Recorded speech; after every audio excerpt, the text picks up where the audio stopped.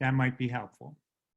So good afternoon. Welcome to everyone. My name is Howard Cohn, and I'd like to welcome you to the initial lecture of our Fired Up series. And it's brought to you by the Art Alliance for Contemporary Glass. If you're not a member of the Art Alliance, we'd encourage you to join us as we pursue our mission to further the development and appreciation of art made by glass, from glass, excuse me. Today, we're fortunate to have two glass artists and co-directors of the Washington Glass Studio, Michael Janis and Erwin Timmers. And the third director, Tim Tate, is also on the, is with us as we begin.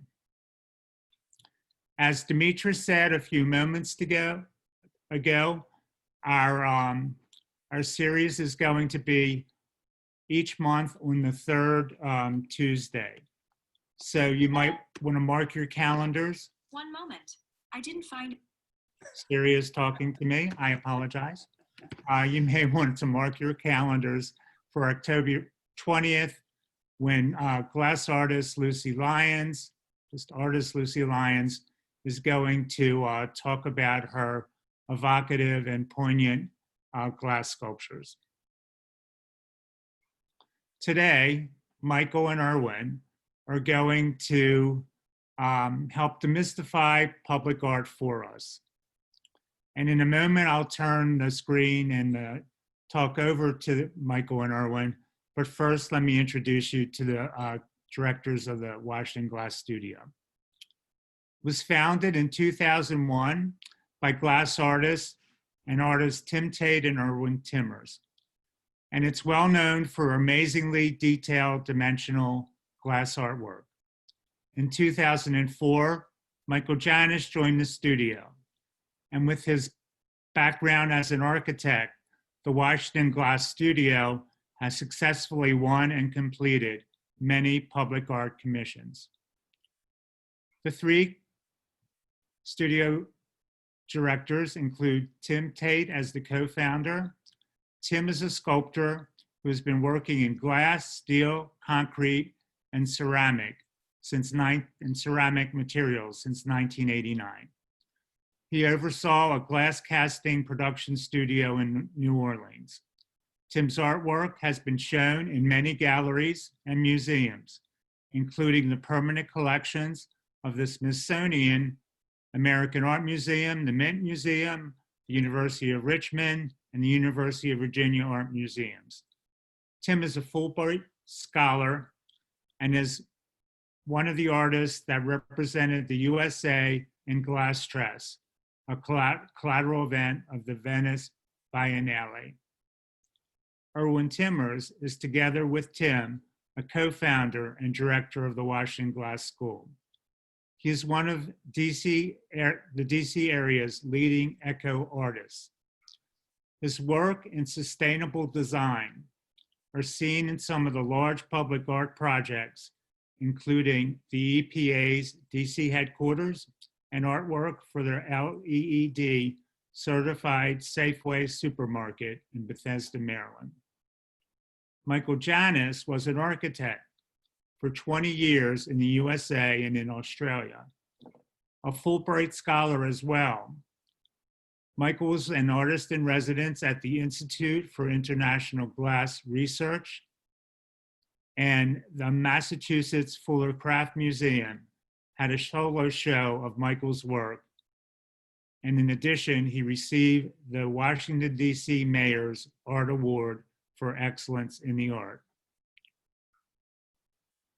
Together at the Washington Glass Studio and as the Washington Glass Studio, the artists recognize that the integration of art with architecture turns public spaces into people places. Love that last line, Michael. Well written. So please join me. We're going to welcome Erwin and Michael. I'm going to turn the podium over to them, and we'll begin learning about how the Washington Glass Studio has done some great public arts sculptures and installations. Thank you. Thank you, Howard. Thank you. It's great to be here and part of the Art Alliance for Contemporary Glass. I really appreciate this opportunity to talk with everyone and show what we're working on. I'm going to share the screen. There you go. Share. There you go. It should be there, right? Yes, we're seeing you. You guys are seeing this? Yep. Okay. And I'll just kind of get us going along. The Glass School is made up of 3 directors, Tim Tate, Erwin Timmers, and myself. And we each come from a different background and a different way that we approach art. And that really has been one of our strong points, is that we each draw from a different knowledge base, and that we've learned to work well with each other, that we actually build upon each other's strengths. Where I might be lacking in something, and Erwin has a very strong background in metalworks and steel sculptures, that we can start talking about fabrication. Tim has a great design sense, and his ability to work in many different mediums means that he can ideate a lot of concepts that we can start saying, how about we go this direction or that direction, which you do need a kind of flexibility when you're working in large scale commissions. And I come from an architectural background, so I'm always thinking about very much on schedules and dates and deliverables, and saying, how do we break it down to an achievable project? Tim's background, he actually was one of the designers. He won an international design competition for the New Orleans AIDS memorials. And I think that was in 2003, but the actual fabrication didn't start until 5 years later. But it's one of the landmarks in New Orleans, and certainly is highlighted. I think that they have a whole memorial march there every year to commemorate that. And I know that Tim constantly gets people sending him pictures of how it's being decorated, like at Christmas time, they have wreaths around there. So it's kind of nice to know that it has that kind of a emotional response from people for that artwork. I had done a hotel here in the Palomar Hotel in Washington, D.C. It's in DuPont Circle.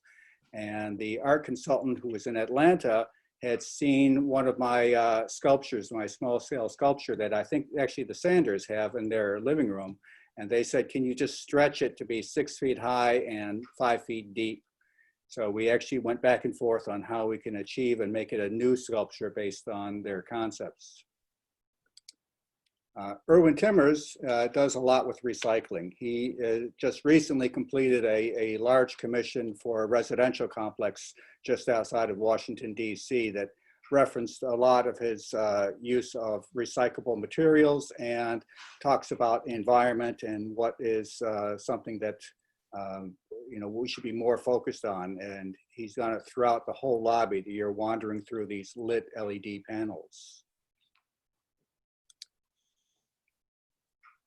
So we started working together as a studio, being the 3 artists coming together and working together on these projects, which was initially a little bit odd for competitions, because people were expecting a single artist to be the representation.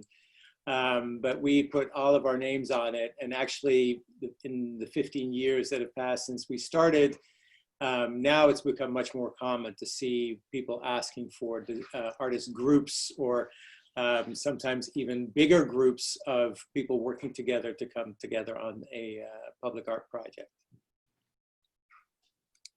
And part of this is talking about what we mean by public art, and by the name by the name itself, you can kind of understand that it's some kind of artwork that's seen by the general public. Sometimes it could be a site-specific commission that is in front of a corporate office building, or in the lobby of a residential tower. So it is that kind of work that we're talking about, where it's large scale, it has a lot of people using it, and the funding can come from percent for art programs or private foundation grants. There can be community sponsorships where they're saying that they want to have something in a community and they're going to fund that. There can be individual fundraising that's generating the funds for that. And it was just something that you might say, well, why would an artist who works on their own work want to do public art?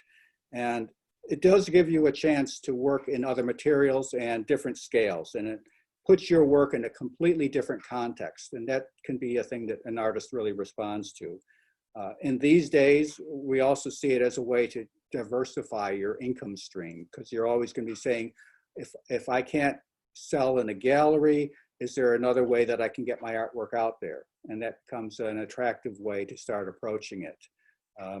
It also is a thing that you're going to be saying, like, well, how do you get there? And we're going to be talking about that in a little bit. Now, there are a lot of things.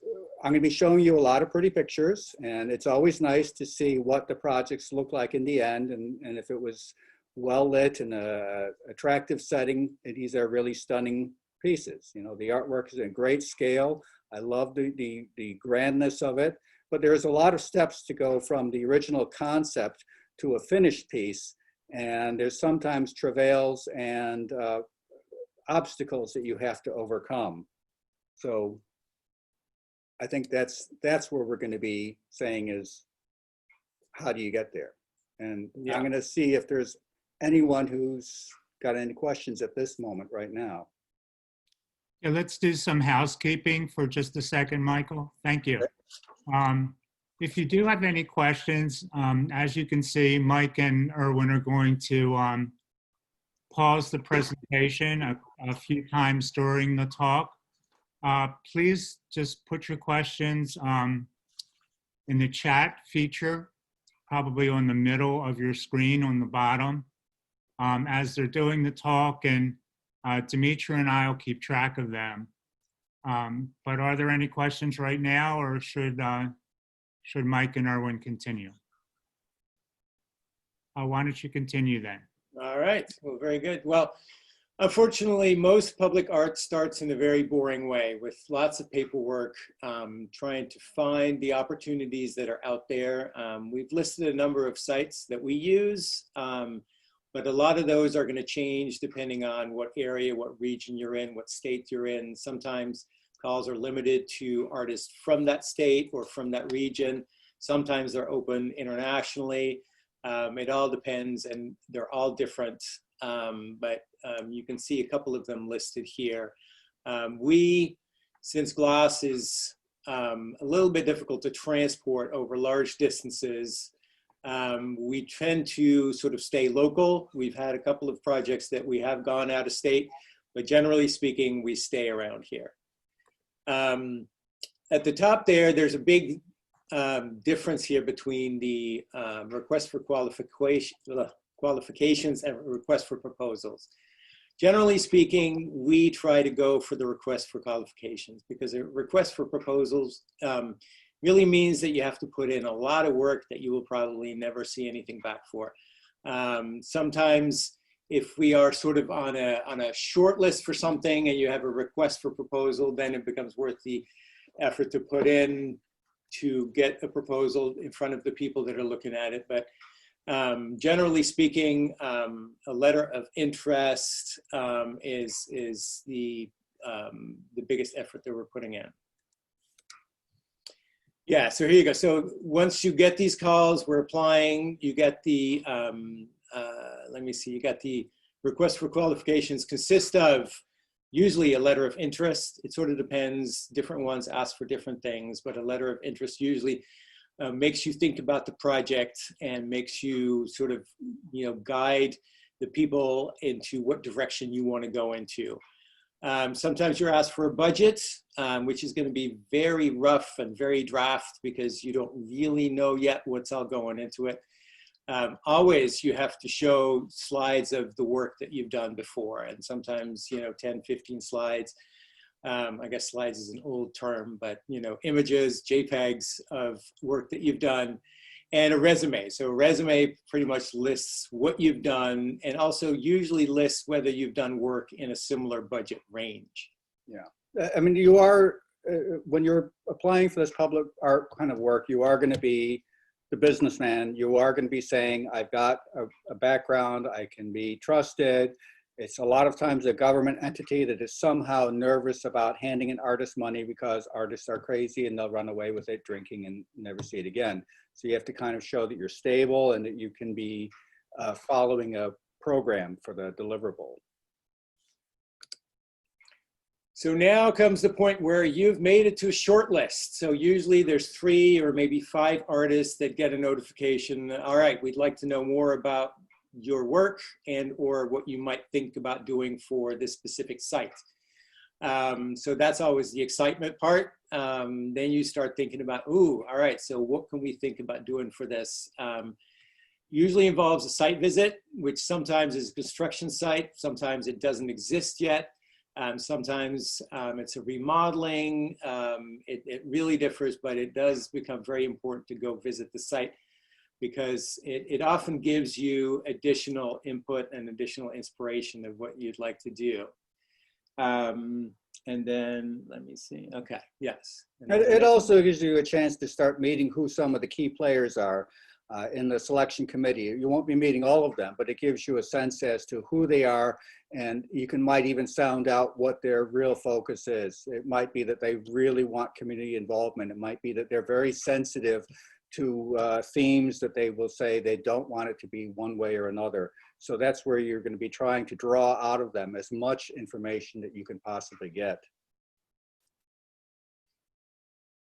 And so, and then you start drawing and designing. We sort of do it old school. We're lucky to have Mike, who's got great rendering skills and architectural background. And I'm old, so I do things old school. There you go. A lot of people do this with CAD. We don't do CAD, but we do make maquettes and models. And I think that renders a little bit of a more familiar, what do you call that, sense to these models. People can get it a little bit better than in a CAD visualization. And we often try to wow the crowd with something spectacular because this is your moment to shine. So you really got to make your maquette look the best. And, glass often sparkles with lights. And so that works to our advantage. That's the magic of glass, because, you bring in a cast glass piece or a fused glass piece and you show that as a sample that the reviewing committee can actually hold and touch. We have had meetings where they jumped out of the chair and grabbed that piece and claimed it as part of their office decor from now on. And you're happy to have that kind of response. You pray for that kind of response from a reviewing committee. Yeah, so we do not get all the samples back. No. All right, so now you get an engineering firm involved because you want to make sure for your protection and for the owner's protection that you are designing something that is going to withstand all the wind forces that are going to be on there. And so we've worked with the same structural engineer for a number of times now, and luckily this person is quite interested in art and doing a little bit different design than he normally does for buildings. And so it is important to find somebody that is willing to work with you in that, because you're going to come up with questions that they normally don't get asked. And so in our case too, we often wanted something way more thinner gauge and more minimal than he was proposing, but he was saying, in order to keep this thing from falling over in the wind, it's got to be this thick and it's got to be like this. And major structural below ground is also important. Yeah, some of these things too, this is mostly going to be exterior work if you're doing a large scale sculpture outside in a plaza. If you're doing interior, you don't have that same things, but there are times when you're going through a stone clad wall in a lobby and then discover that there's a 10-inch gap before the support structure. You got to be able to figure out how you get something that holds up your glass and steel sculpture. We actually have made files since we have used some other structural engineers so that we know who's a compatible working partner. And it is a thing that you have to start figuring out in your budgets, that you might have some engineering costs that's part of your budget to allow for that. Always. All right, so here is the major paperwork area. So a contract, they're going to vary greatly between whatever entity you're having this contract with. Often our contract was with the contractor who's building the building, and those contracts become very long, very involved, and involve lots of stuff that really has no significance for us, but still it's written into their standard contract. So sometimes you have to fight with them to take stuff out because it really, you know, it has nothing to do with us. And then we would be charged, for instance, cleanup costs if we're not cleaning up after everybody every day. Insurance, the same thing. The insurance requirements, again, vary from job to job, and our insurance writers vary all over the place because of all these different requirements. And then you have to shore up again once the requirements run out, and like a couple of years later, you do not need to carry that same rider anymore. Permits, we've been very lucky that we've had the help of either the contractor or the owners to The agencies to get the permits for us, because that is a major pain in the ass if you're trying to get a permit just for an outdoor sculpture. And then we usually go on to getting our steel structures made in an outside shop, because our shop is not big enough to make those sort of things. And so we need to come up with some sort of way to communicate with the shop, which usually involves shop drawings. Sometimes we can use the structural drawings, at least as a basis. But that becomes an additional either expense or time that you have to put in to make sure that your shop understands exactly what you want. And then in the end, there's always written in the contract that we have to specify what kind of maintenance needs to be done and what needs to happen in order for this piece to, you know, stand the test of time. Happily in glass, it just means we're going to wash it every now and then. I like that. Hose it off. Yeah. But it is a thing that you actually have to read these documents that you're signing away at the bottom saying you're responsible. Now, when it comes to our legal ones, we've been happily able to rely on Erwin's wife, who's a lawyer, to kind of read through and saying, circle this and say, you want to talk about these kind of issues. So that is a thing, again, where you're going to need to, if you're an artist, developing a network of people that you can start relying on to support you in this. Here we go. So here's the fabrication. So you can sort of see the size of the structures. And I usually, we've worked with many different shops, and I found out that there is quite a bit of a quality difference between shops. And so I have to be on top of what they're doing, frequent visits to make sure that what they're doing is indeed what we want, because sometimes they do see things completely differently from what we are drawing for them. But it's also good to have a good relationship with the shop, because, you know, you're going to be on their toes. Mm-hmm.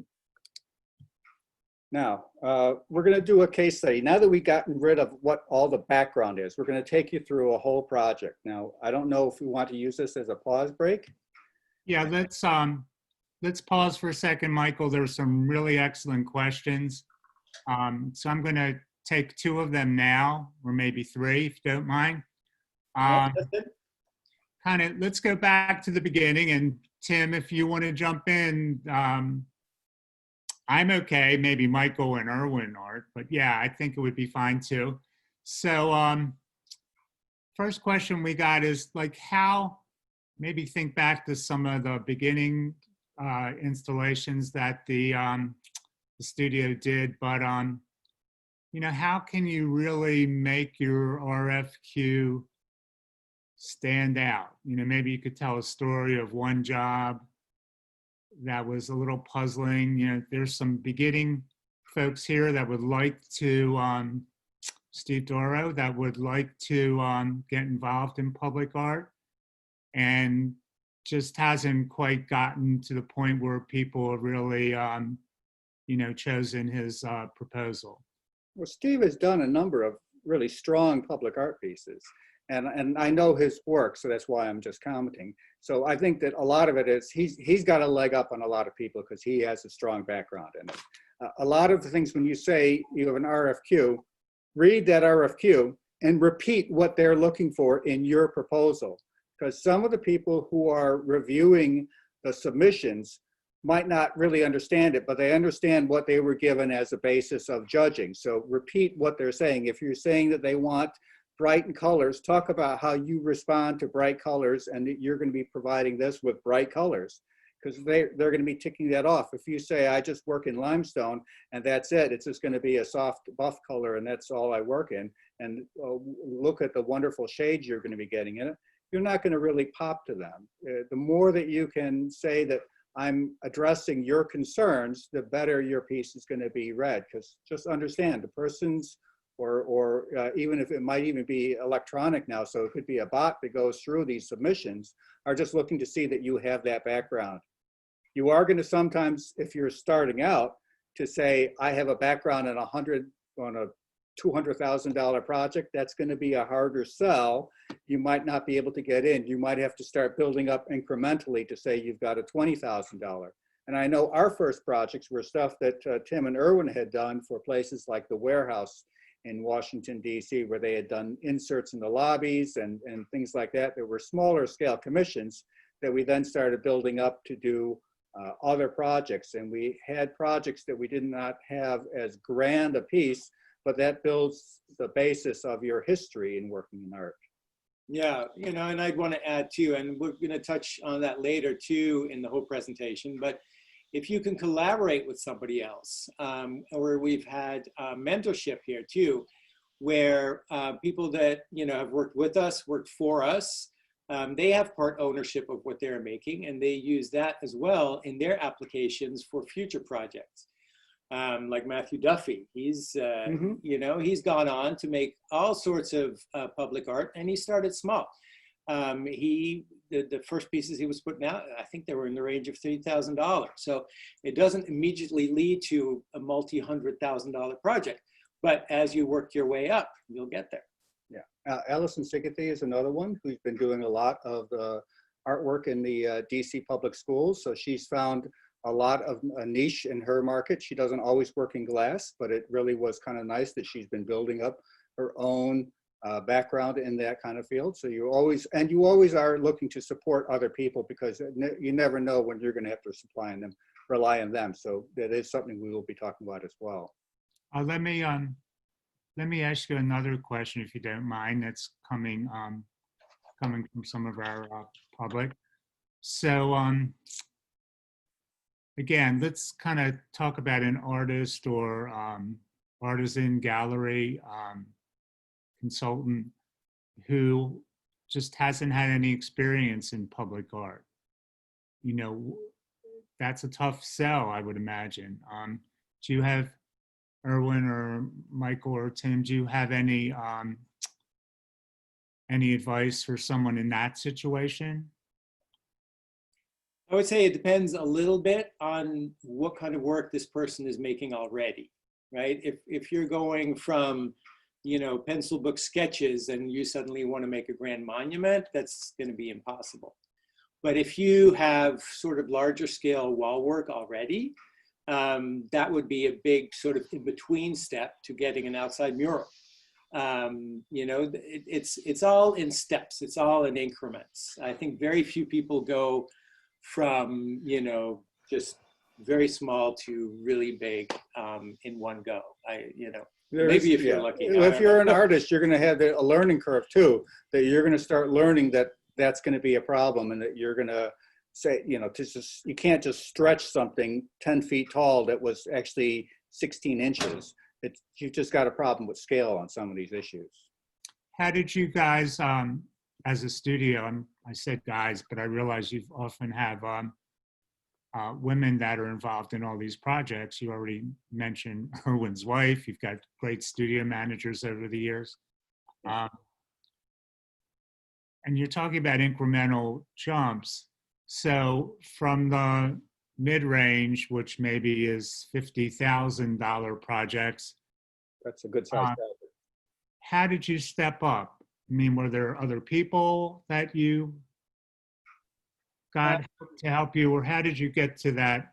You're asking how to go from 50,000 to 200,000? Yeah, or 25 to 75. We did not have a specific policy for that. I think we just started applying in those ranges, and on a couple of them we got lucky.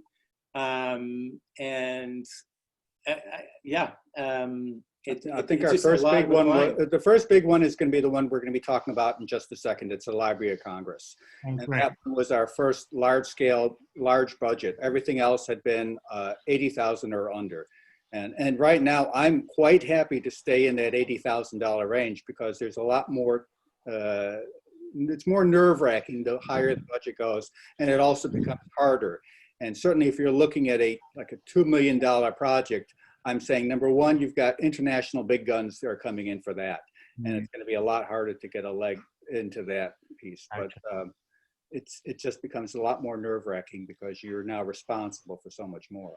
Okay. Michael, could I say one thing here? Yep.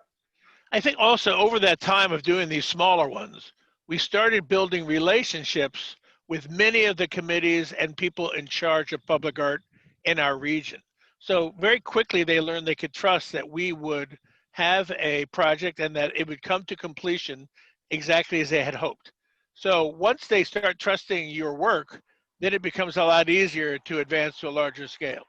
Yeah, they're willing to have the risk and they're willing to talk you up during the selection committee. And I actually do judging sometimes for projects that I'm not on. I will avail myself to places like the DC Commission and be one of the judges of the incoming public art projects. So I'm able to, while I'm doing that, seeing exactly what these submissions are and start saying that's the correct way to approach a submission, that they really just knocked the socks off with that one, and comparing it to another artist who had just pretty much said, here's what I do, it's twigs, I'm tying them together and sticking them in the middle of a plaza and saying done.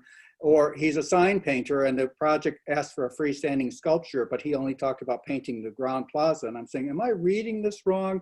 Or am I just not seeing that he's following what they've asked for? So why don't you, this is a fascinating study. Yeah, why don't we just keep on going? Yeah. Okay, I'm going to take you now on a case study, and this is one of our milestone ones. This one really had made us go from smaller scale to larger scale in the projects, and it was the Library of Congress.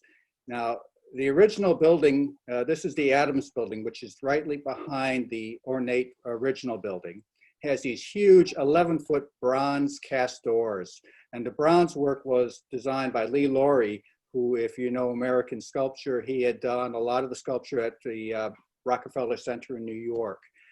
Very much of the era of the WPA, the Depression era artwork, and the artwork is all based on different mythological figures that had brought laws and different kinds of writings to mankind. So that's what they are.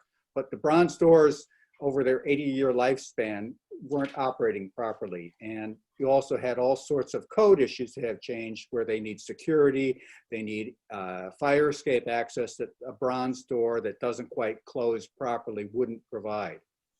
A person who had done a workshop in our studio had moved up in ranks that he became the second in command at the architect of the Capitol. And he, when they were saying, how do we handle these bronze doors being changed, he was able to propose very boldly that they would reimagine the doors in cast glass. And that's a big leap and change. So we had, starting in 2004, been doing written proposals as to what could be done with that. We started writing up some of the specifications for that, giving them a hand. And every year we would submit a proposal to be the artist for that change. So starting in 2004, we didn't get a go-ahead until 2012 that we could go ahead and do that, just to show how long it takes to get some of these projects done. Well, we were also not the only ones that were writing proposals. Yeah. I've heard from many other artists too that they'd seen the request for proposals coming across their desk as well. And they want, this is the architect of the Capitol. You have heritage people involved. You have all sorts of people who are part of the selection committee, and they all have their concerns. How accurate, how true to form. They want specific details that says this is an exact one-to-one copy of that door. And it was a larger project than we could actually have delivered on our own. So we actually brought in another artist, Fire Art Glass, which is Ray Algren out in Portland. And he and Jeff Woolen and their team, we worked together on making these cast glass doors. So in a way, this project was different from most of our public art because we did not have a main say in exactly what the imagery was going to look like. We were using Lee Laurie's images, but reimagining them in glass. It did call for some changes, and we had to make adjustments and move them up and down and remove certain steps in the original sculptures. So in a way, you know, you can see it as sort of meta art, where we were making art about the art that was already there in a different medium. And it was a very complex one where we had to take molds off the original bronze doors. And that's where one of the artists who worked in our studio, Sean Hennessy, he had come in and he had a background in mold making. So we relied on him to do a lot of the mold working on the doors. And we had made these in a lost wax process. So you're making an original that you're then pouring wax in, then you're pouring plaster around the wax, and then you're melting out the wax. And it was a many-step process. And it was during an incredible heat wave here in DC that we made the molds, that the doors were slightly bowed, and we had to fix all of the changes in the that happened in the metalwork in the wax forms that we could make them true to a new door. And so Erwin actually had to go back and forth to Portland to review this. Well, the whole process was so complicated that the architect of the Capitol and the contractor had really no idea of what went into the process. And they all wanted to know what the heck was costing so much money. And so we brought them out on a field trip to see exactly what all goes in, you know, starting with the rubber molds coming from the door, the wax is going into those rubber molds, the wax is being splayed out, and then glass being molten in. And it was, they were actually very impressed. The lady you see in the red coat over on the left, she actually delayed her retirement from the architect of the Capitol to see this project through because she was so fascinated by it. And you see a picture here of Ray and Jeff Wallen loading the glass in the kiln. You know, they're able to handle a very large scale production of it, and they met such exacting standards.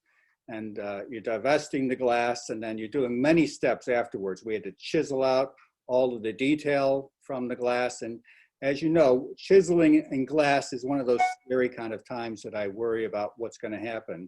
And I think we also had to sandblast it and then acid dip. Right. Well, since this glass was being used as a door front, it had to comply with lots of codes, but also you don't want fingerprints to start showing up the first time somebody touches it. So the surface of the glass was sandblasted and then acid etched. The acid etching sort of takes away the bite of the sandblasting. And then Rain-X applied so that fingerprints would not stand a chance on this. Yeah. But the end result was beautiful. The glass was spectacular. However, they were really reviewing and seeing they were scrutinizing everything. And if you work for the federal government, you find out you don't get paid a penny until it's all finished and installed. So they were starting to say, oh, there's a bubble. And in cast glass, you're going to get bubbles. So we were just biting our nails saying, we're going to lose money as they say, up, bubble, bubble, bubble, take it out.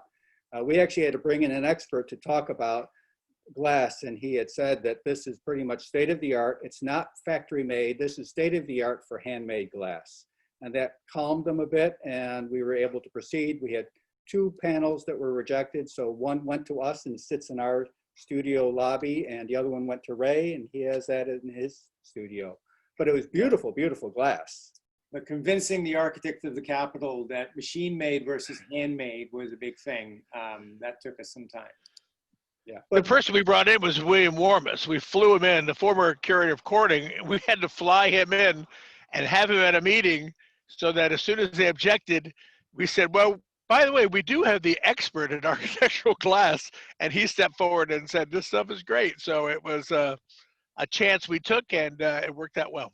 Yeah, and that was really when I first met Bill Warmus. And he also had said he's going to come in, and if he doesn't like it, he's going to say it. So are we willing to have that risk? And the answer was yes. The Glazers who came in and did the actual installation in the bronze doors all wanted a picture taken with them holding a glass piece. And it was, you know, a piece of American landmark history that we're part of. And I really was happy to be there as part of that. I think American Craft then, hearing about that, did a story about this process of that. So it is one of our our milestone projects in there. And it looks great. They had us do all these tests to make sure that the bronze wasn't affected of the original bronze doors. And then they stripped the bronze and refinished it. So anything we would have done would have been clean anyway. But the finished project, it really just looks spectacular. It's so bright and shining. And another thing too, when they had the cast glass, they never realized how the sculpture, which they only perceived on the outside as a sculpture, was also read on the inside as a negative form, so that you suddenly had the light pouring in, and at night it becomes the other way around, where it becomes, the light comes out of the inside of the building. The power of glass again. Yeah, and then here's the proud papas. Yeah. So here's a place we might take a pause. Howard? All right, we'll give Up you for pause, water break. There you go. First of all, we have a comment from Vanessa Cutler, because one of, in the audience, once someone asked about weather and how glass holds up, but Vanessa Cutler pointed out that an example of Coulter's work in New York, it's an example of man-made glass in situ, and that certainly has lasted. I'm assuming if you all have any concerns, do you have any concerns with your glass lasting through storms and storks bumping into the walls by accident? And We've actually weathered a storm and an earthquake. The earthquake happened right as we were sort of in the midst of installing. So not all the glass was secured, and indeed one piece had not been properly secured and it suffered some damage. And so we redid that one. But basically, we design the holding mechanisms with so much additional strength that I'm not worried. We also try to keep the surface to a minimum, because if you're talking about large surfaces of glass, they're going to be much more vulnerable than smaller surfaces. Yeah, and the glass we're using is a strong material. It's not thin glass. We're using a very solid chunk of glass. Some of the pieces, we actually had a project where they were worried about glass, saying that people are going to damage it. And we had our studio coordinator take a slingshot and see if he could break it. It was the happiest time he had ever worked in the studio. And all he could do was take out a chink of glass in the center, and that was it. So it felt pretty good. We did have one project where they were concerned, this is for the EPA, where they were saying, well, birds sometimes take a rock and they will fly over. A seagull will pick up a rock and fly over and drop this. And if it crashes through this piece that's in the middle of their landscape garden, it'll break through. So we gave them a lifetime warranty for any damage caused by rocks dropped by seagulls. We haven't. I would add one thing too. Contract. I don't think that ever got written in. I would add one thing too. A lot of these, like the library, not the Library of Congress, but a lot of the other ones, we're working with plate glass a lot of times, and the plate glass is already outside all the time. Your window is half outside.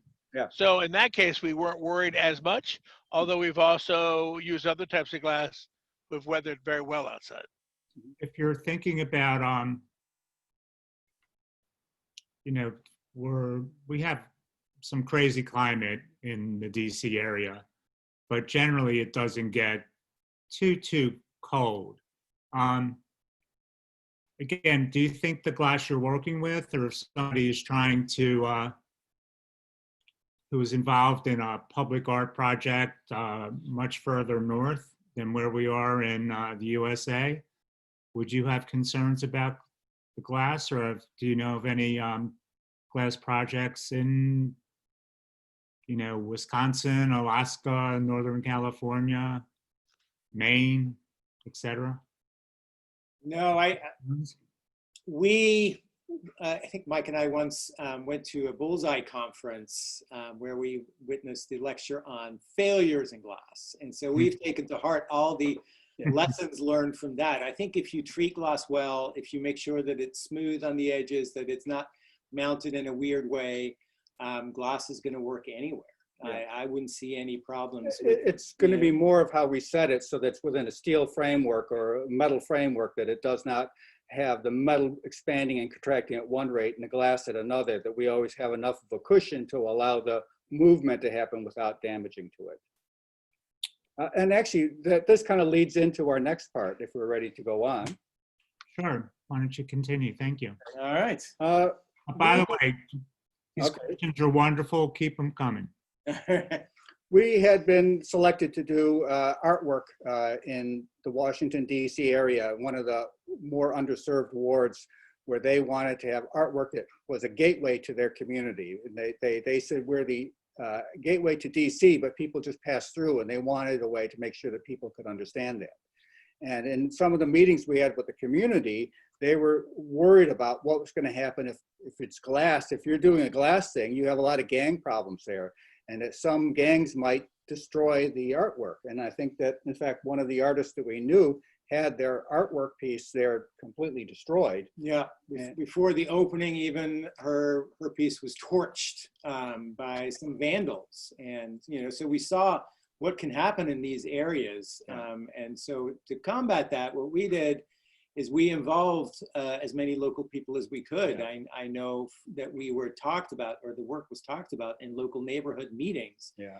And people are, we're talking about it and involved in making it. Yeah, actually what Tim had said was, if you have a problem with the kids, get the kids in and have them make the artwork, because they'll be vested in it and they will protect this thing because it's their symbol of artwork in that community, that they will not let anything happen to it if they see that as a reflection of themselves. So we actually then, working with the city, had set up a series of workshops at our studio and brought in the people. So these are people who had never worked with glass, had never really worked too much in artwork. So we gave them a crash course on what fusing is, how we're doing it, different techniques, how we can handle it. And we ended up adding more and more workshops because people would say, now that they heard how successful it was and how much fun they had, and it became a way that the community started binding together, because you had some groups that never knew of the other ones now working together at the same time and making artwork. And what we had done was, we said we designed this so that if you have so many people working on this artwork, that you're going to have a lot of different voices. But we made the color palette very controlled, so that it was, no matter what they did, like any kind of quilt, you would start saying that it all works together because the color theme and the materials were all the same. So they all went off in their own little ways of telling stories. There are different groups that were part of it, the ways that they wanted to showcase the glass, the year that they were doing it in, everything. It really became a thing of how people could express themselves in the tiles. And Erwin went crazy because we had over 300 tiles made by the community, and then we had to trim them all down and then mount them. So that became its own process of fabrication for that. Yeah, so we ourselves made a lot of tiles that would be in the top arch, and a lot of the community tiles were in the uprights, and putting it all together also became a whole sort of artist endeavor in itself. Yeah. Well, we had the Making ability. sure it works together. Yeah, we had the ability to curate it and say, this one goes to that one, and that one, that goes into the extra box, where if anything happens, you can dig out that box and say, here's a replacement tile. And there were some that we would actually have to make a couple tiles that would be the bridging tiles that would just kind of blend it from one style to the other. But it really was a great, exciting time, because you had some people who never had a chance to work in this media, and they were just thrilled at the chance that they were able to do something. Some of them wanted to keep their tiles, me to say, this is for the community, it's not for you to keep. But I like that kind of involvement with them. And the finished Michael, product. do I have something? Is it okay if I say something here? Oh yeah.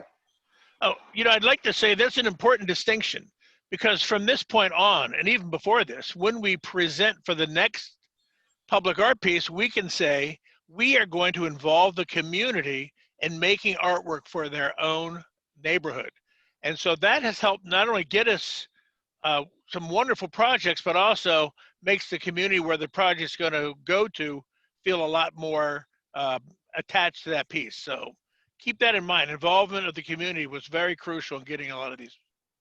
Yeah, yeah, Tim's right. I think a lot of public art calls now sort of require the artist to do more than just plop something on a concrete block in front of a building.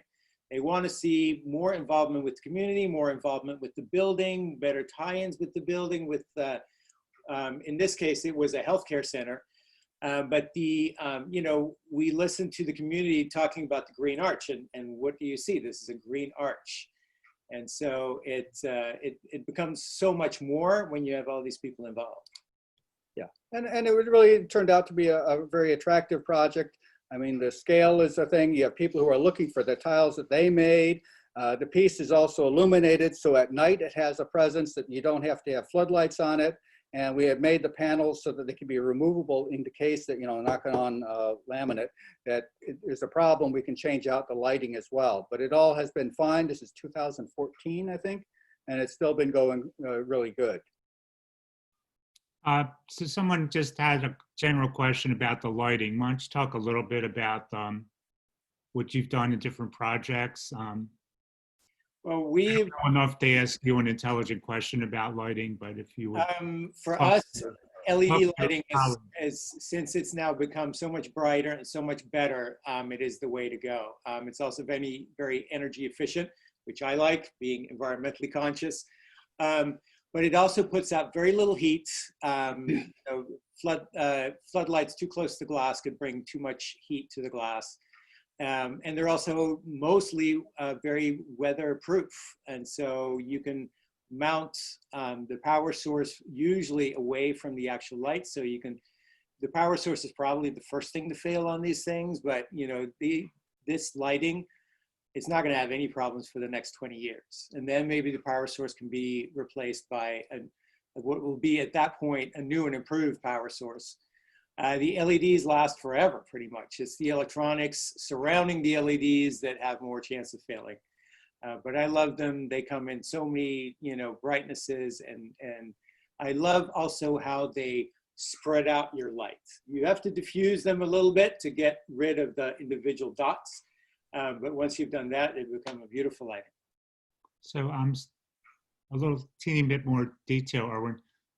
Pick a panel. Where is the LED light, if you don't mind talking about it? So we have, we like these triangular forms. So you can actually mount the LEDs on the inside of each of the poles of the triangles. And that way they will illuminate the panel directly across from it. Cool. And that's one of the reasons for choosing this triangular form. Okay. And it makes it very sort of elegant in a way. That's how our last lady talked about it. Very elegant solution. So they're LED strips mounted on the inside of these poles. They go all the way. Here you can sort of see them. Yeah, you can see it through the arch part. Yeah. But also that triangular shape structurally, is this a better shape? I know that 3 points is a better thing than 4 points because the triangle is a little bit more stable than a square. So it just worked well for our concepts. Excellent. Thank you. Okay, now that, what Tim had said, had really become the basis for a lot of our other public art projects, where we started looking at saying, we want to have community collaboration. We had done a project for the Laurel Library, and because we were doing workshops with the community, the Baltimore Sun did a story about it. And this is for their new library in suburban Laurel, and we were saying that the theme is books and reading and stories and history. So we had people coming in doing— And dinosaurs. And well, there's a dinosaur, there's a history of dinosaur stuff, yes, and dinosaurs. And there's also things like they referenced a church that was across the way, and people came in with their books, anything that came, really pretty much, as long as we can say you can put it in tile, we'd say that's good enough. But we had all sorts of groups, friends of the library coming in. They were coming in different kind of bus loads were coming in to do work in the glass. You had whole families coming in there to do that. And well, this was a very nice, concise project, because there was a pre-existing group called Friends of the Laurel Library that was a support group for this library, and they were most invested in getting a beautiful building, a beautiful art piece outside of their building. And they were very enthusiastic and happy to show up and drive down from Laurel and come do the glass here. And the finished piece, this is a triangular piece, and it really responded to the architecture of the building.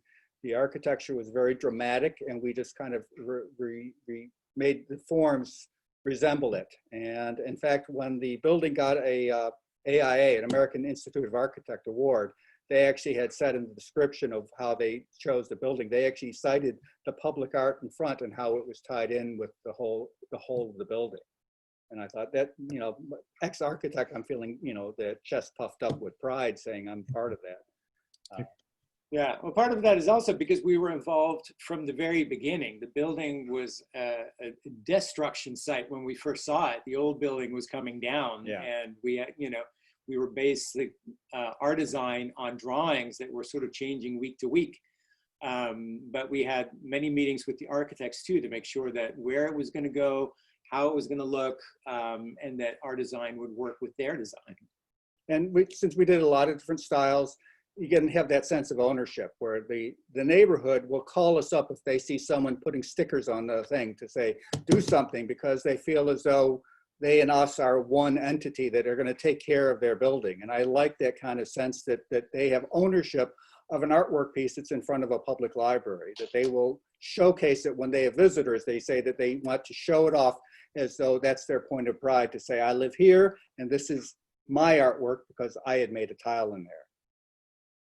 And it's also very tactile. You have kids who are running around to figure out what the stories are. There's Puss in Boots by the girl's hand. And I remember that was one of the person who made it was so proud of that tile. Yeah, I think the county executive remarked at that point that all artwork Should in be like- Maryland yeah. should be like that. Yeah. We had another way that we were asked to involve community, and we had done a series of workshops with the community to say, what are your aspirations and dreams? This is for the William Beans Community Center, which is also in suburban Maryland. And we had a series of images that they were voting on to say, this represents them for different generations, helping people, America, health, and then they started saying, we also want things that showed what their activities in the community center. So they started skewing us in one direction to start showing the activities, music, drama. So that became one that we also had responded and had to come over all sorts of structural issues that we didn't discover until we were getting ready to install. Yeah, and in this case, the community involvement went a little bit differently because the community didn't actually make any of these pieces, but we were there working with the community to have them make their own pieces that they then were able to take home, unlike those unlucky folks from the medical center who had to leave their piece in our tower, Yeah. or in our arch. Yeah. This is another project in Peppermill where we talked about, said the theme of this is what you find important for your community. So a lot of them talked about nature and family. Some of them had religion issues that they wanted to be explored. And so that became just, again, how you express yourself. And our newest studio coordinator, Terry Swinhart, was there. She had a chance to start using heavy power tools. Erwin installing the piece. They also had directions about how tall it should be, and is there a seating area that we can incorporate it for people who are waiting to be picked up. All those kind of issues became added on to the design of the artwork as well. And then the finished piece in sight, and being lit at night really adds a lot, because it, you know, certainly in the fall season through the spring, it just is a landmark that you can see from down the block to from the parking lot entrance all the way to the building. It just kind of draws you in. And again, it just became a strong, colorful signifier for that community. Yeah, and people again here, they know their community center by, you know, whether it's lit or not, and the tiles that they put in. I heard later there were a couple of infiltrators from a different community center that put their tile in there as well, but we did not know this at the time. Yeah. Now, You must put in the crab, I would imagine. Crabby, yeah. That's right. Ubiquitous Maryland crab. Yeah. Now, Erwin's background is in eco art. He really is all about environment and stuff. And so sometimes that becomes a strong selling point to our design. We had done a project for Safeway in their LEED certified building where they wanted to have the glass or what we proposed was to reuse the glass from the original building. He's a superhero when it comes to the environment. So well, when you know old Safeway buildings, they had a huge glass front.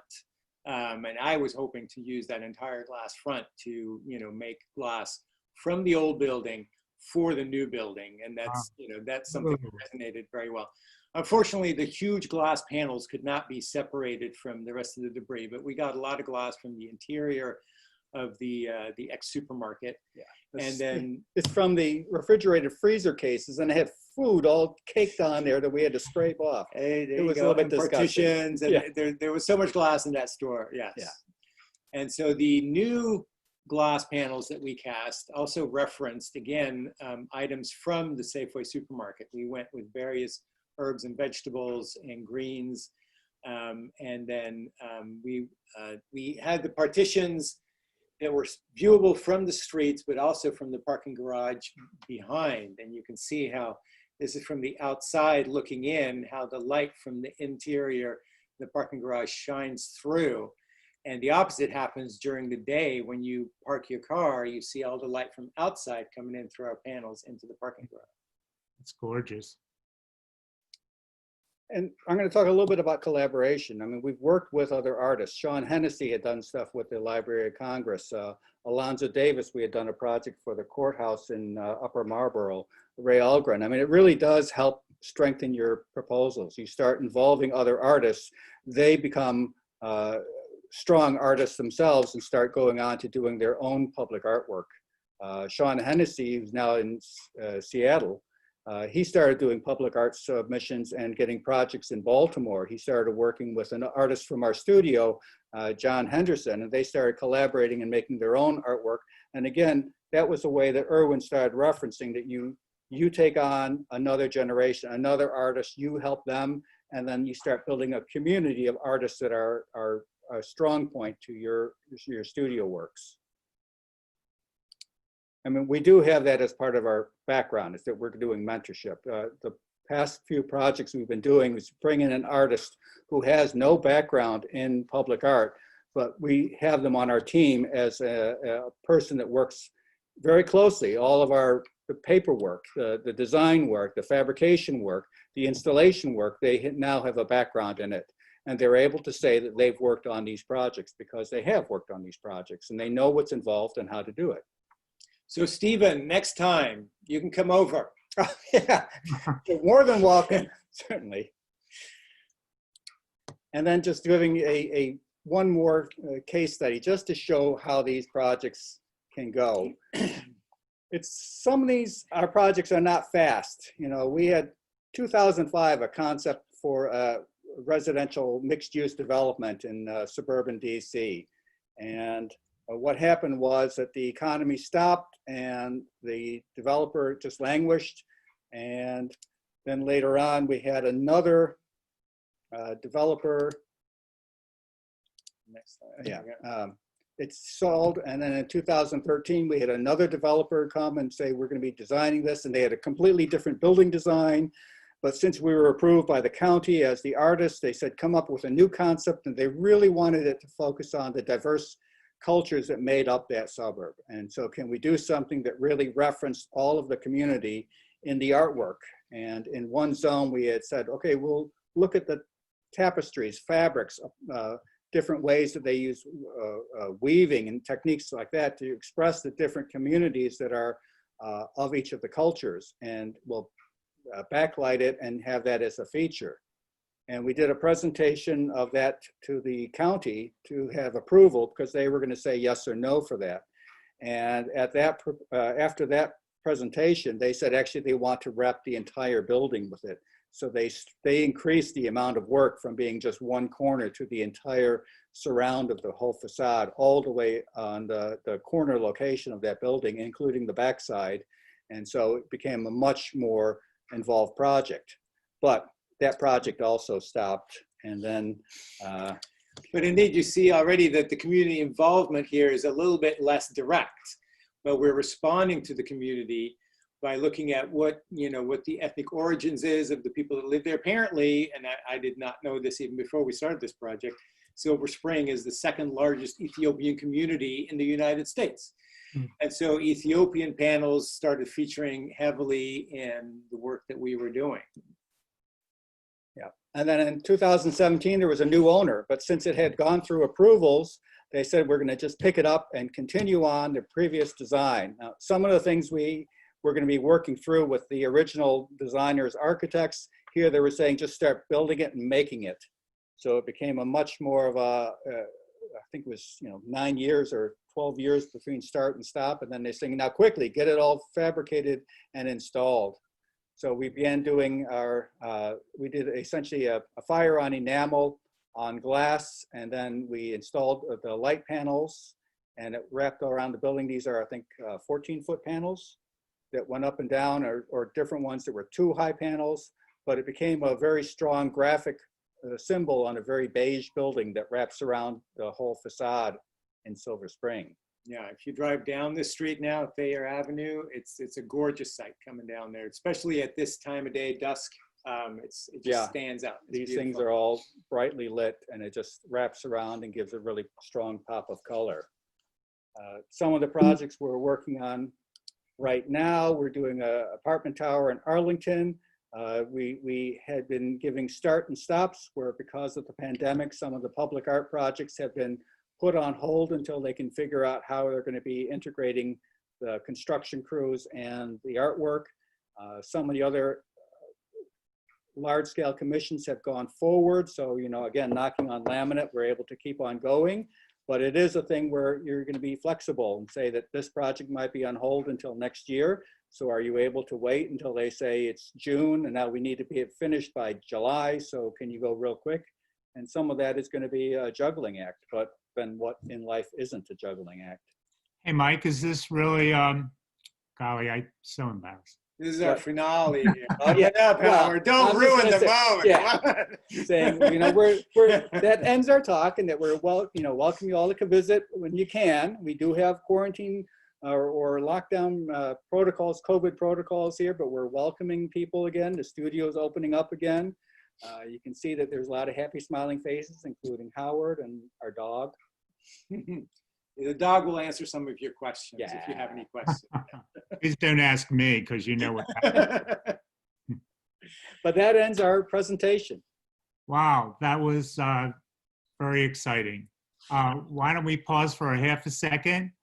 Anyone who wants to ask a question at this point can put your videos on if you want to say hi to our artists. But please just unmute yourselves if you would like. And we can, let's see if I can unmute everyone. Oh, that's dangerous. Nah, I'm not going to do that. That's cool. But yes, are there some questions that people would like to ask at this juncture? I hear these guys are open for collaboration. So besides Steve and Doro, if anyone else wants to work. Well, we're doing some proposals right now. And we are actually reached out to some artists in town to say, can you be part of these proposals? Do you try and include a color? I mean, that last thing that you showed before, the cute dog and the new studio coordinator. Yeah. Was that actually in an RFQ for that building? Yeah, the color, and you talked about matching it to the color of the building. Do you try and do things like that in your requests for proposals? Well, we do try to work with the colors of the building. And so you don't want to come up with a proposal that is going to clash with whatever colors they have on the building. So in a lot of cases, we can see what the architects are, what their color schemes are, and sort of, work with that. Or in the case of the Silver Spring building, we became a big contrast that worked very well in that way. Mm-hmm. But that color was always part of our presentation. When we did the final presentation to the council to say this is what we're going to be doing, there was colors were the colors we showed. And we just had to make sure that we were able to, when they expanded it, that we were able to have the colors not be touching each other as we repeated the patterns in different ways. Mm-hmm. It became a logistics thing of saying, this is the Ethiopian pattern on dark blue, and it's this size versus the Colombian red, that kind of thing. We just had to start saying, we have a cross match of enough patterns. Gotcha. I've got a couple questions. One is, early on you talked about applying for request for qualifications versus a request for proposal. Can you explain the difference and why one is better than the other? And then the other question is when you're looking at calls, are there any red flags? Is there anything that when you see it, you tell yourself, there's no way we're going to touch this one? Want to RFQ? Well, first about the difference between the RFP and the RFQ, you know, I feel personally that for an RFP, you're giving away a lot as an artist. You're giving away designs, you're giving away your work without, you know, getting paid for it or anyway. I mean, if you have sort of a ready-made piece of sculpture that you want to get placed there, then that becomes a whole different story. But that's not the way we work. We make pieces, we design pieces from scratch, and we just can't afford to like start designing things if there's no chance that we're going to get in. So that's why we stick to the RFQs pretty much, I would say 99% of the time. Yeah, but there is that 1% where I'll say, Yeah, I'm interested in it, and I think we have a shoe in, yeah. And I'm going to say, I'm not proud. I will sometimes say, I got the time, I can do it, I want to just submit, and then later I never hear from them again because they don't always respond. And we've also heard of cases where, you know, people's proposals get stolen, Yeah. and then Or somebody else shop uses around. it. They'll shop around and saying, we want a little The owner column A, says- little column B, can you do it for cheaper? Yeah, the owner says, we have this plan, can you make it to somebody else, right? And so it's, and then your second question about the red flags, well, not really. I mean, when you see the listings, you see right up front, like where it is geographically, what the budget is, what kind of art they're looking for, where it's going to be in the location, and some of those things we can do and some of those things we cannot do. And so when it falls in our realm, then we'll usually go and apply. And usually when it's a local one, I'm going to say, I'm going to be a little bit more looser. So we have one that's on the tables right now where it's talking, and I'm saying, the way it reads is it looks like they want us to do paving, artwork in the paving. And I'm saying, I'm going to submit for it because it seems pretty easy to submit. And I'm going to say that, and I'll figure it out later on what the issues are going to be. Because I just know that you got to submit, because you're only going to get what certain percentage of people are responding back. Yeah. And then even of that percentage, you're going to be selected only a small percentage of that. So I'd rather go for it and then deal with the consequences later as to how it makes it work. We used to say that for every 10 commissions you went for, you probably got one. It could And be, that, You're good. yeah. yeah, I know, yeah, good. In the UK, we have to do public artworks. When I do public artworks, we have to have a life expectancy, and also they have to have a document about how you clean them and how you look after them for the next 10 to 20 years. We find cast glass, every time we put in anything for cast glass in the UK, kind of gets a, ooh, you know, not sure about it. Glass, they're scared. Yeah, I think we're still a bit outdated in our approaches, maybe. But also, I don't know if you've had it when I remember installing a piece and somebody said, oh, I'd try and smash that on a night out, you know. Well, then you have in Honestly, your contract that you will remake it at a certain cost, right? But, you know, if you hit a marble sculpture and you took a hammer to it, you're going to smash that sculpture as well. So Yeah. it's not like it's somehow saved by being, glass is really strong. It's unless it's really thin or delicate, it can handle a lot of outdoor abuse. totally. We had two things happen to us that helped us in this. One was the policeman's memorial in New Orleans. In the Bywater, one of the most difficult challenged parts of town was a glass panel with etched text and had never been vandalized or broken. Also, the county of Arlington, Virginia in DC had a horrible time with taggers on their little bus kiosks. And they switched it all to glass and with, you know, etched glass in it. Once they came artwork on glass, no one touched them again. So we had two kind of bases for realizing that glass work wasn't any more difficult than others. And then we had, for the AIDS monument in New Orleans, one of the city council members came and said, son, if someone takes the shotgun and shoots at one of those faces, won't the shattering glass on the other side hurt people? And I said, not nearly as much as the bullet. I mean, unfortunately, you can only do so much. Anything can be destroyed. So those usually disarm them if we give them those three examples. Yeah, and those seagulls dropping rocks, yeah. Yeah. Well, generally speaking, we're not expected to give a lifetime warranty on these pieces either.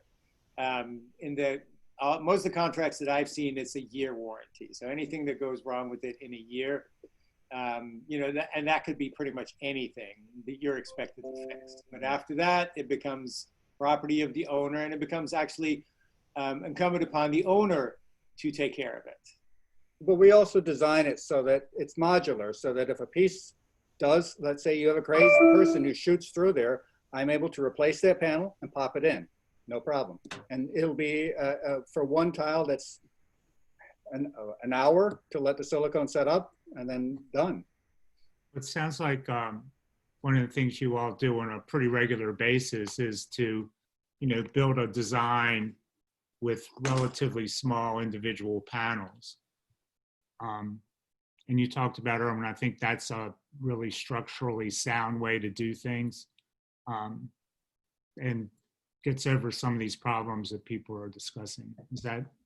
Yeah, so indeed. And I don't know if you could see in some of the fabrication photos that each individual glass panel is part of a larger frame that is then bolted to the final skeleton structure.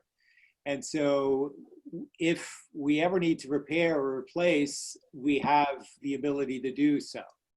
And we build that in from the beginning, partially to convince the selection committee that we can do it, and partially convincing ourselves that should we need to, it can be done. Yeah, great. There is a too small size. I know that we were saying like 5 inches square was starting to be a little bit too small and fussy, because then you can't really see anything through there when you allow for the flanges that hold in the glass, and the amount of time you spend trimming down that glass to that size. I'm saying it needs to be a little bit bigger. When you guys are fabricating these, at what point does the glass get put into the metal frame for the first time? Is it on the site, or do you do a test fitting before? Well, like I was saying before, right? We have these frames that the glass gets fitted into, and then the frames get bolted onto the structure. So the structure goes directly to the site and gets bolted into the ground there. And once that is all done, we show up with the frames and bolt the frames to the skeleton. And they so already have the glass gets adhered into the frames over here in our shop. That way we have the most control. We're not outside. We can have it in whatever position we want to. We can wait. We can silicone the front, the back, whatever we need to, clean it up, all that. Silicone is messy. It gets over everything. It's on your clothes. It's all over your hands. So I like having it in a controlled environment where I'm saying I'm giving it the best shot to clean it up. It doesn't have any air bubbles or any kind of pockets because I'm slapping it in and gravity is pulling it out. I want it to be set and dry and clean before we ever put it into a truck. Yeah, love-hate relationship with silicone.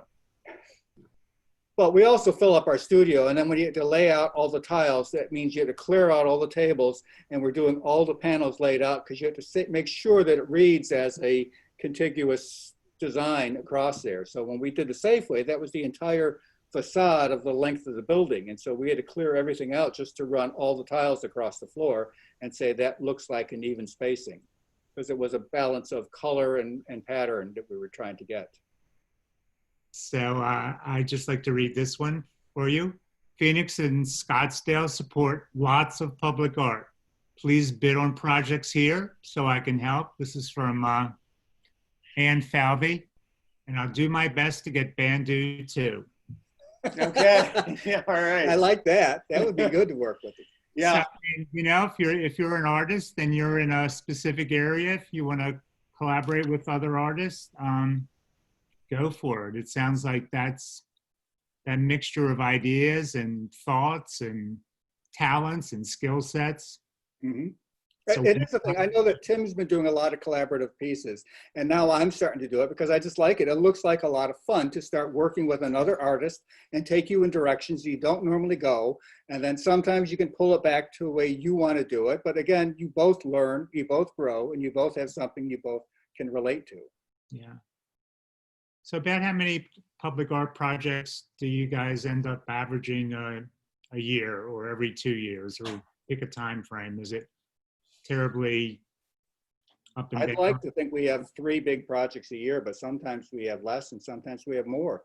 And I want to keep on doing more, so I'm knocking on this laminate to say that might help me. But, you know, you're just like in the construction industry. You don't know what it's going to be. The economy can change on a dime.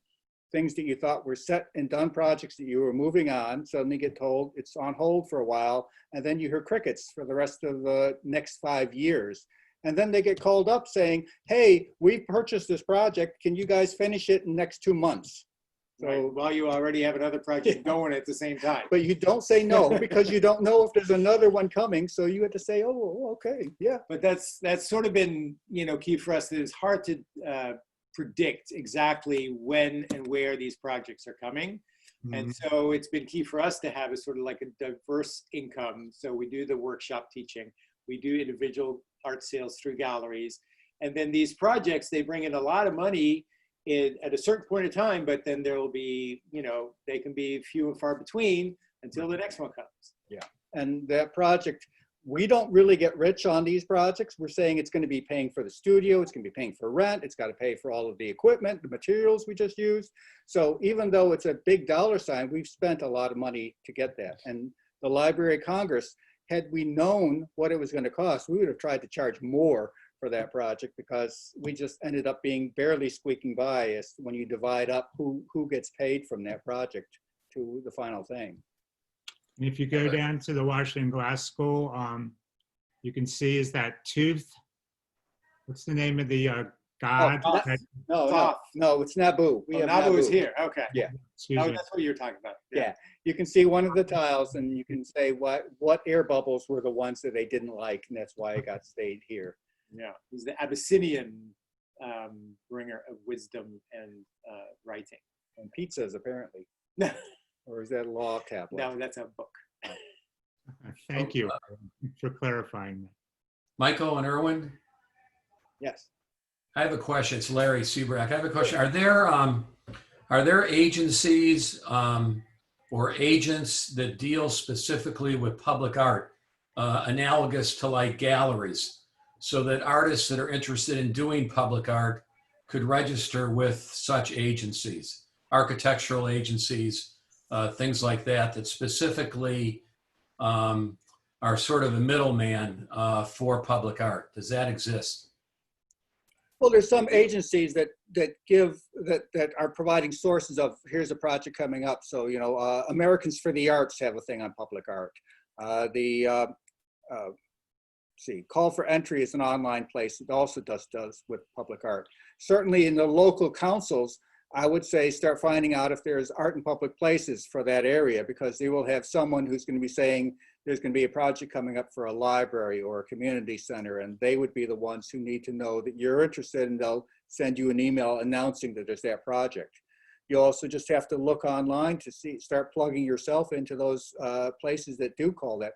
There's a number of art blogs in the area that will publish it saying that there's these projects coming up, so then you might see it on their email, on their notifications that there's something you can try for.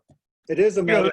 Well, there's also a list of art consultants Right. you could approach. Although art consultants, you know, are sometimes hesitant to take on new artists. A lot of them have their stable of artists that they work with. But one of our first projects came from exact such a situation, that an art consultant had gotten into a bad situation with artists and the building owner fighting.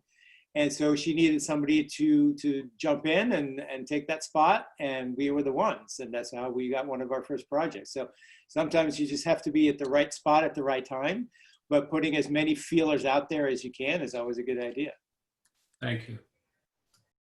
Are there any other questions? Well, from the bottom of my heart, I'd like to thank all 3 of you from the beautiful things that you put into your surrounding community and other areas. I'm sure many people benefited from hearing this talk. And I know that if people contact you, you'd be probably very willing to be helpful and or take some more questions. Yes, always happy for more collaborations, more, if anybody has a question after the fact too. Or if they wanted to Please. commission us to do some enormous lobby, happy to talk with you. The baker's rack behind me could use a little sparkle. So Yeah. for myself and Demetra, we both want to thank all three of you very, very much. And we're looking forward to hopefully some wet weather in the west.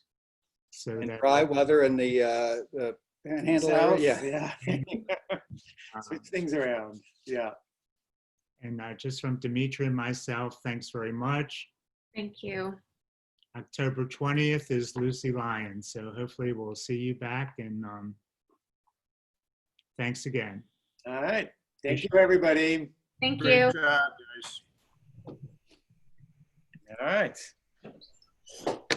Excellent. you did it. Excellent. Really, you spoke well.